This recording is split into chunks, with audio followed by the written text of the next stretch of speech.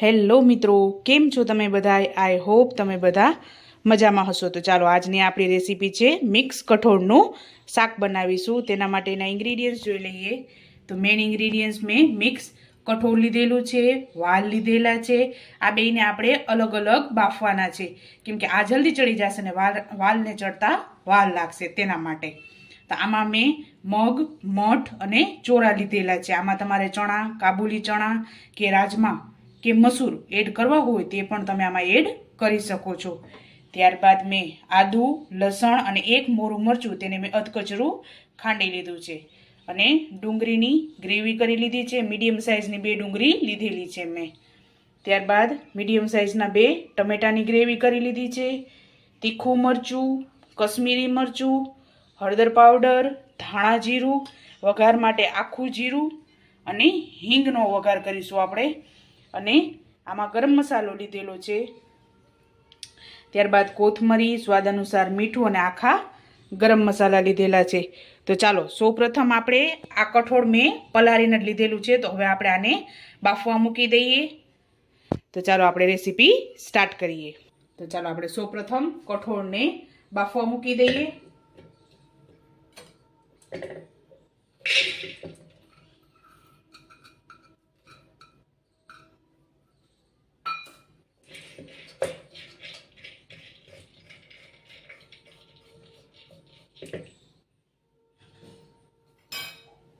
તો આમાં થોડું આપણે પાણી એડ કરી દેશું.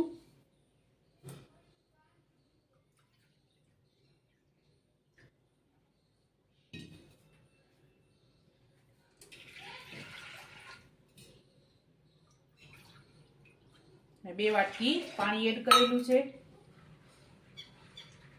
તો આપણે આમાં વચ્ચે કાઠો મૂકીશું અને એક વાટકો વચ્ચે મૂકી દેશું. આમાં આપણે વાલ નાખી દેશું, એટલે એક જ કુકરમાં 2 હારે બફાઈ જાય. તો આપણે આમાં વાલ એડ કરી દેશું.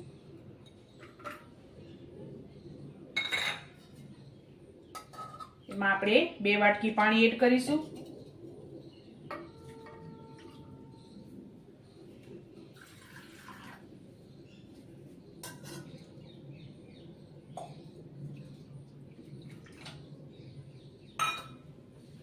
ત્યારબાદ આપણે સ્વાદ અનુસાર આમાં મીઠું એડ કરીશું.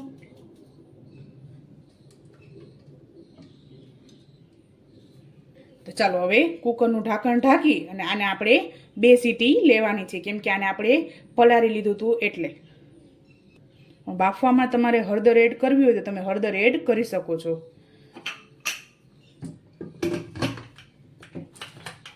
તો ચાલો આપણે આની 2 વિસલ લઈ લઈએ. ચાલો જ્યાં સુધી આપણું કઠોળ બફાય છે ત્યાં સુધી આપણે તેનો શાકનો વઘાર કરી લઈએ. તો અહીંયા મેં 2 ટેબલસ્પૂન જેટલું તેલ ગરમ મૂકી દીધું છે. હવે આપણે વઘાર કરી લઈએ.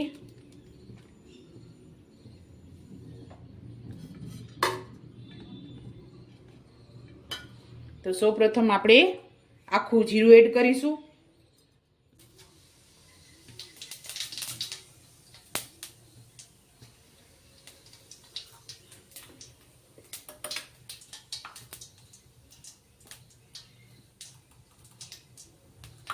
ત્યારબાદ 2 સૂકા લાલ મરચા,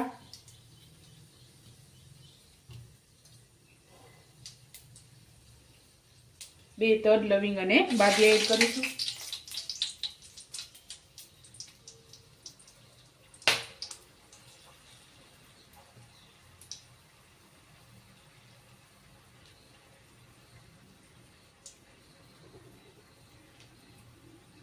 ત્યારબાદ આપણે અડધી ચમચી હિંગ એડ કરીશું.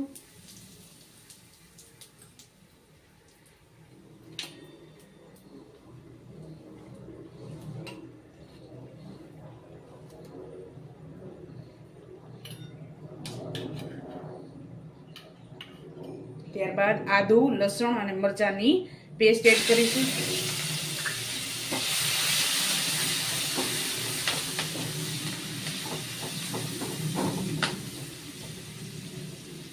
આને તેલમાં નાખવાથી ખુશ્બુ સરસ આવે છે, તેના માટે મેં એડ કરેલું છે. ત્યારબાદ આપણે ડુંગળીની પેસ્ટ એડ કરીશું.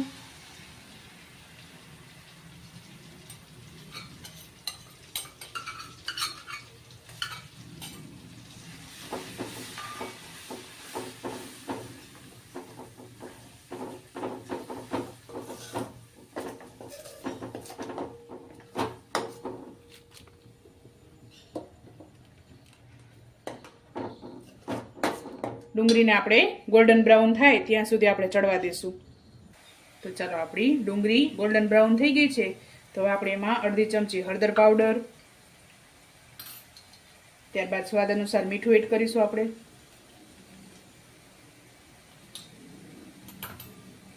ત્યારબાદ 2 ચમચી ધાણા જીરું,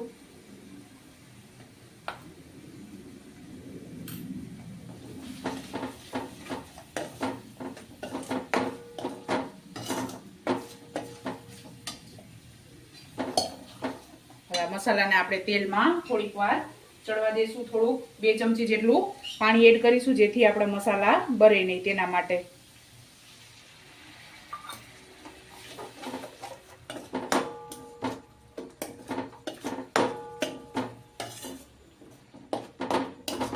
બાદ આપણે ગરમ મસાલો નાખીશું વાટેલો. તમે કોઈ પણ નાખી શકો છો. આ ઘરે બનાવેલો મારો છે. મેં ઘરે બનાવેલો ગરમ મસાલો એડ કરેલો છે. તમે કોઈ પણ એડ કરી શકો છો આમાં. ત્યારબાદ અડધી ચમચી તીખું મરચું, 1 ચમચી કશ્મીરી મરચું, ત્યારબાદ આપણે ટમેટાની પ્યુરી એડ કરી દઈશું જેથી કશ્મીરી મરચાંનો કલર બરે નહીં તેના માટે.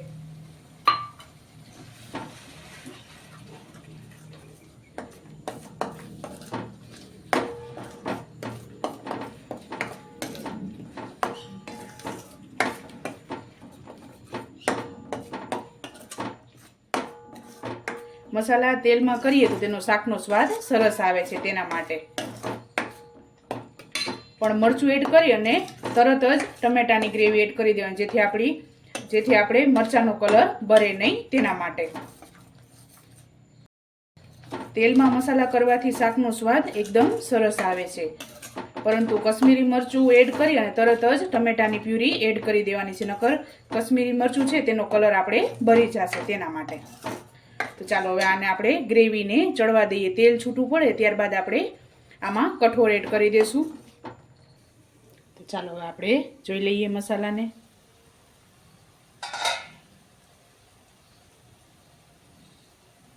તો ચાલો આપણે કોથમરીના પાન એડ કરીશું.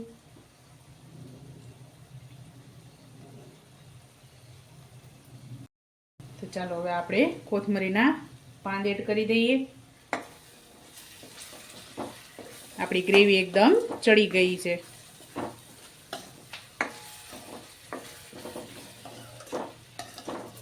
ચાલો હવે આપણે કઠોળ એડ કરી દઈએ. તો ચાલો હવે આપણે કઠોળ એડ કરી દઈએ. ગ્રેવી આપણી એકદમ ચડી ગઈ છે.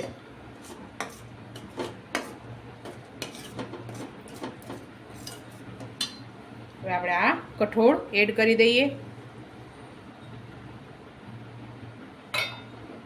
પલાળેલું હોય તો ચડતા વાર નથી લાગતી. આપણે 2 વિસલમાં વાલ અને બધું ચડી ગયું છે સરસ.